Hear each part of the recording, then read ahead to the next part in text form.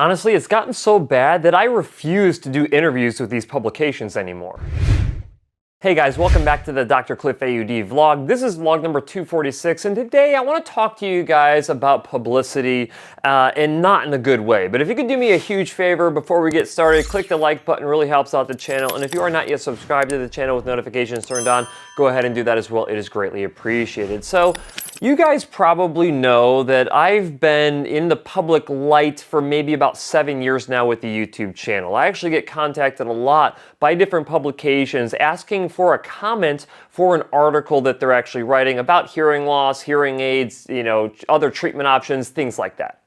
And here's the thing, I pretty much no longer agree to do those interviews anymore, even though it would get my name out there even more, which you would think is a fantastic thing. But there's a reason why that I don't. And here's the thing. I have both myself and colleagues of mine who've been interviewed for these different publications. I'm talking like Wall Street Journal, I'm talking about Forbes Health, so on and so forth. I mean, if you haven't noticed, there is a proliferation of information that's being written about hearing loss, hearing aids, things of that nature, because as individuals get older, what happens? Well, they ultimately, inevitably need to get hearing aids because age is one of the leading causes of hearing loss. You would think, like I said, that this is a good thing. I mean, you definitely want audiologists to be sharing knowledge that they have with these publications to make sure that these publications get their facts right. Well, when it comes to, any type of editorial or, news outlet, whatever the case may be, there's a big problem with the stuff that they're putting out there is just to suit their own narrative. It's whatever they decide they want to write an article about and the point that they want to get across. Anytime that they quote you, they're just going to quote something usually out of context that supports whatever their narrative is or that makes their narrative seem accurate or more reasonable. And we're not just talking like political stuff here, right? Like in the political world, you really can't tell what is true and what is not true, whether you're on the right, the left, center, it doesn't matter. Anything that's being said has an extremely skewed bias to it, to the point where you can't even trust it anymore. And that is where we're ultimately getting to when it comes to information about hearing loss. A lot of these publications, they're actually funded by affiliates or by sponsors. So when you see a lot of if you go online and you Google what are the best hearing aids that are out there, you'll see an article come across that looks like it's a news article that was comparing these different technologies, but then you start realizing that a lot of like off brands or brands that are really low quality devices are getting ranked number 1, 2, 3, 4, and 5, and then you've got a couple of name brands to give it some quote unquote credibility down there at like 6 and 7. And I started realizing this a couple years ago that's like, man, all of these reputable names in publications that I was like, man, it'd be great to get inside one of these publications.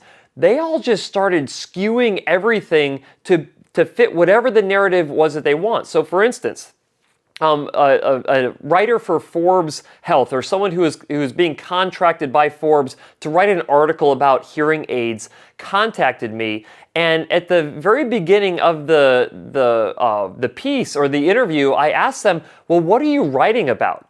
And they're like, well, I'm writing about over-the-counter hearing aids and how they're good for people with hearing loss. And I'm like, okay, but are you going to include anything that, is about, the potential negatives of it? And she's like, well, not really. And I'm like, okay, well, how is this being funded? Like, are they going to be selling different devices from this article that you're writing for this publication? And they're like, well, yeah, they're going to, and I'm like, so can I basically say that you can't be, promoting devices that are not good? And they're like, well, we don't have control over that. And I'm like, well, if you don't have control over that, I'm not going to give you a quote to give your article more credibility if what you're doing with that is just trying to peddle crappy products because your publication gets funding from that.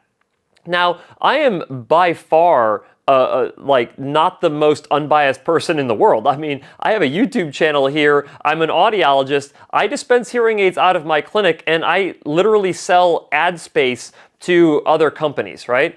But all of this stuff is disclosed. That's the crazy thing about these other publications is that they don't disclose it. And if they do disclose it, they're very sneaky about it.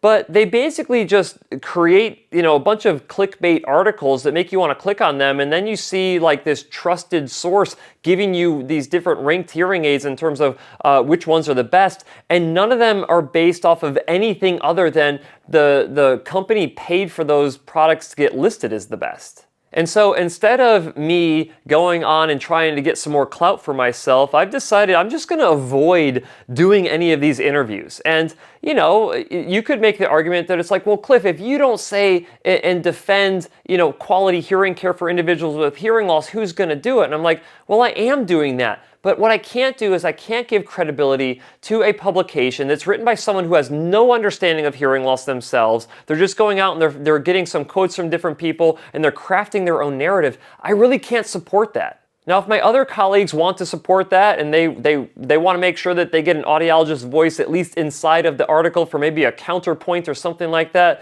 that's totally fine. I trust these publications less than I trust the political media that's out there. I just know that they're trying to achieve a certain amount of viewership of their article so they can end up selling you something that they have no idea if it's good for you or not.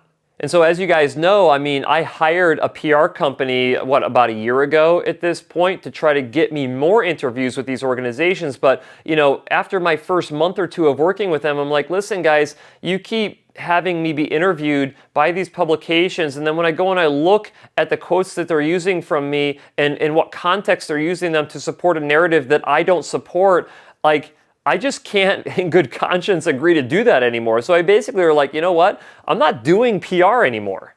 Yes, there's always going to be some level of bias when it comes to anything that you do. But when it comes to hearing loss, I think probably the smartest thing for everybody is to go into your local hearing care professional and basically make them explain to you why a certain hearing aid would be best for you, what the best treatment recommendation is for you. And yes, are they incentivized to treat your hearing loss? Absolutely. Not only does it make them feel good to treat your hearing loss, but they make money treating your hearing loss. But it's not like it's some secretive thing. It's not like they're trying to trick you into thinking that, I'm just doing this for free. And no, that's the purpose of a business. Every doctor that you go see, every restaurant that you go to, everybody has the same motive. They want to provide you with something and be compensated fairly in return. And yes, I know that there's people out there who think that, audiologists just rip people off. But when you actually look and see what the annual average income is of an audiologist, they have a doctorate and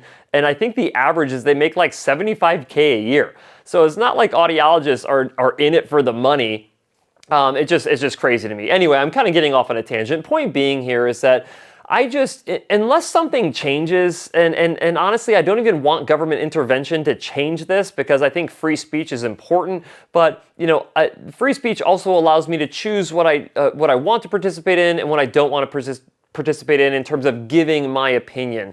And I'm just going to give you my opinion straight here is that I trust basically no publications out there anymore when it comes to hearing loss. I'm sure that there are some good ones that are out there. I just haven't seen them. There's some good professional ones that I've seen.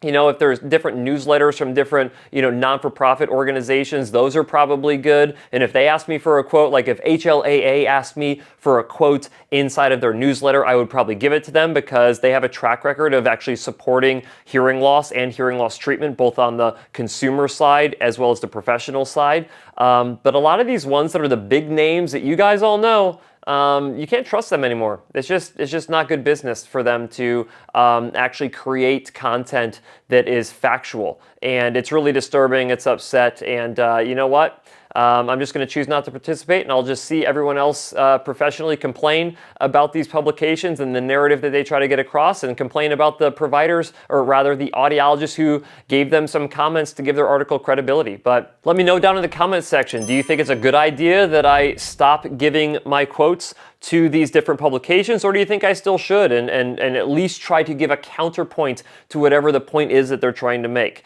Like I said, let me know down in the comments section. I appreciate you guys hanging out with me here today, and as always, I'll see you next week.